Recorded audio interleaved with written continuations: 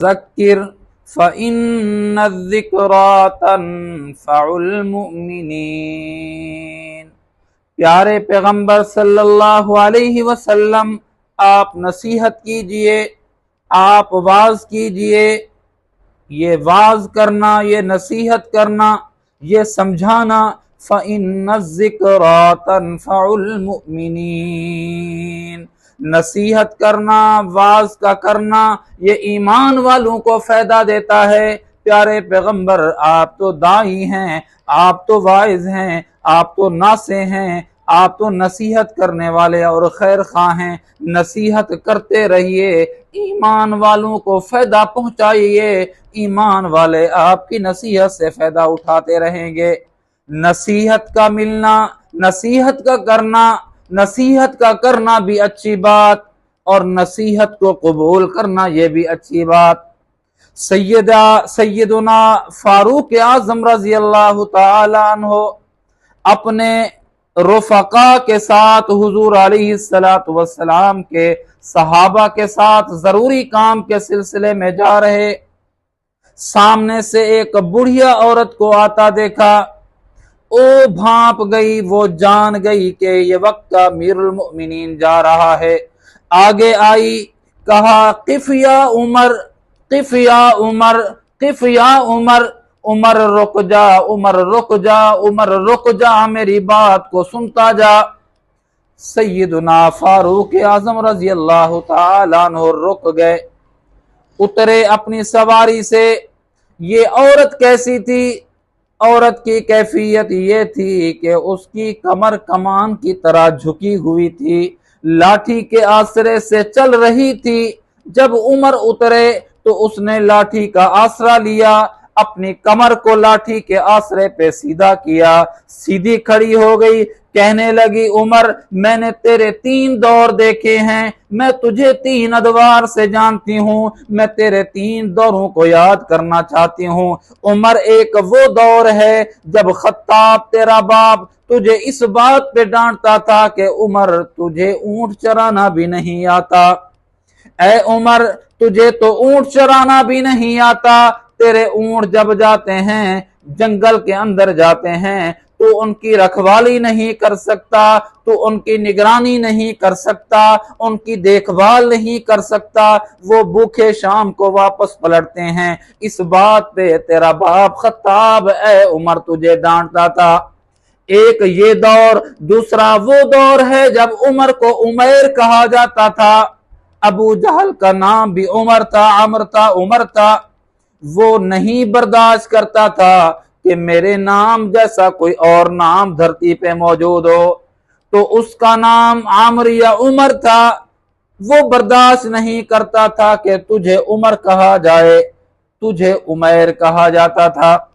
اے عمر، تیرا یہ دوسرا زمانہ، جب ابو جہل اس دنیا سے چلا گیا غزوہ بدر کے اندر، تب تجھے عمر کہا گیا، ایک وہ زمانہ۔ اب تیسرا زمانہ ہے، آپ کو لوگ نہ عمیر کہتے ہیں، آج کا دور، اے عمر آج کا دور، نہ تجھے عمیر کہتے ہیں نہ تجھے عمر کہتے ہیں، آج تو لوگ تجھے امیر المؤمنین کہتے ہیں۔ اے عمر، اے عمر، اے امیر المؤمنین، میں تجھے نصیحت کرنا چاہتی ہوں، میں تجھے واعظ کرنا چاہتی ہوں، اتق اللہ تعالی فی الرعیت۔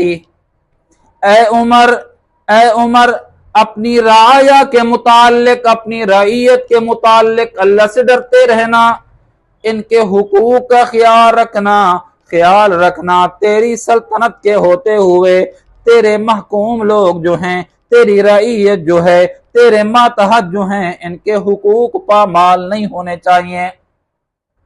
آج تو دنیا میں چل چلاؤ کا زمانہ ہے، جو شاطر ہے، چرب لسان ہے، تیز آدمی ہے دنیا میں، اس کا ہی مقام ہے، اس کی شان ہے، اس کی عزت ہے۔ اے عمر، کل کو ایک ایک آدمی کے حقوق کی بابت تجھ سے باز پرس ہوگی اللہ کی بارگاہ کے اندر۔ اگر حقوق کسی کے تیرے ہوتے ہوئے پامال ہوئے تو پوچھا تجھ سے بھی جائے گا، اللہ کو کیا جواب دے گا؟ اے عمر اتق اللہ اتق اللہ اتق اللہ، اپنی رعیت کے بارے میں اللہ سے ڈرتے رہنا، حقوق کا خود بھی خیال رکھنا اور لوگوں کو بھی اس بات پہ لانا کہ کوئی کسی کے حقوق کو غصب نہ کرے۔ اے عمر آج نہ تو عمر ہے، آج نہ عمیر ہے، آج تو امیر المؤمنین ہے۔ سیدنا فاروق اعظم وقت امیر المؤمنین ہے، رفقا کے ساتھ جا رہا ہے، بڑھیا عورت کھڑی نصیحتیں کر رہی ہے، نصیحت سنتے سنتے سیدنا فاروق اعظم رضی اللہ تعالی عنہ کی آنکھوں سے آنسو اتنے اس قدر بہنے لگے کہ آپ کی ریش مبارک، داڑھی مبارک آپ کے آنسو سے تر بتر ہونے لگی، رو رہے ہیں۔ جو صحابہ حضور کے اور آپ کے رفقا تھے، انہوں نے بوڑھی اماں سے کہا اماں مہربانی کرو امیر المومنین کو نہ رلاؤ، اتنا نہ رلاؤ۔ سیدنا فاروق اعظم رضی اللہ تعالیٰ عنہ رونے کی وجہ سے، پریشانی کی وجہ سے زبان سے تو بول نہ سکے، اشارے سے منع کر دیا کہ بوڑھی اماں کو بولتے رہنے دو، نصیحت کرنے دو، میں عمر امیر المؤمنین اس عورت کی ہر نصیحت، ہر بات کو سننے کے لیے تیار ہوں، جب تک یہ بولتی رہے گی، جب تک یہ کہتی رہے گی، جب تک یہ نصیحت کرتی رہے گی، میں عمر ایک قدم بھی آگے نہیں بڑھوں گا۔ جب عورت نے نصیحت کرتے کرتے، بڑی اماں نصیحت کرتے کرتے کرتے جب چلی گئی تو سیدنا فاروق اعظم رضی اللہ تعالی عنہ نے آنکھوں کو پونچھا، آنسو کو صاف کیا، داڑھی مبارک کو آنسو سے صاف کیا۔ لوگوں نے کہا، رفقا نے کہا کہ یا حضرت بڑی اماں ہے، وہ تو باتیں کر رہی تھی، وہ تو نصیحتیں کر رہی تھی، وہ تو واز کر رہی تھی، آپ سنی جا رہے ہیں، آپ بولتے ہی نہیں ہیں۔ کتنا وقت اس نے بول دیا، کتنا وقت اس نصیحت پہ خرچ کر دیا۔ سیدنا فاروق اعظم رضی اللہ تعالی عنہ نے فرمایا کہ وہ بولتی رہتی، جب تک وہ بولتی رہتی، جب تک وہ بولتی رہتی، میں عمر اس کی بات کو سنتا رہتا۔ حضرت وہ کیسی خاص عورت، یہ کون ہے؟ فرمایا تم نہیں جانتے، تم نہیں جانتے یہ کون عورت ہے؟ حضرت آپ اس کا تعارف تو کرا دیجئے۔ فرمایا یہ حضرت خولہ بن ثعلبہ ہے۔ حضرت خولہ بن ثعلبہ یہ وہ عورت ہے کہ رات کے پہر نبی علیہ السلام کی خدمت میں اپنے شوہر کے معاملے میں جھگڑا کر رہی تھی، بحث کر رہی تھی، اللہ سے بھی اپنے محبوب سے بھی بات منوا رہی تھی۔ تم نے نہیں پڑھا قرآن کی وہ آیت اسی ثعلبہ خولہ بنت ثعلبہ کے لئے تو اتری ہے۔ حضرت کون سی آیت اتری ہے؟ فرمایا قد سمع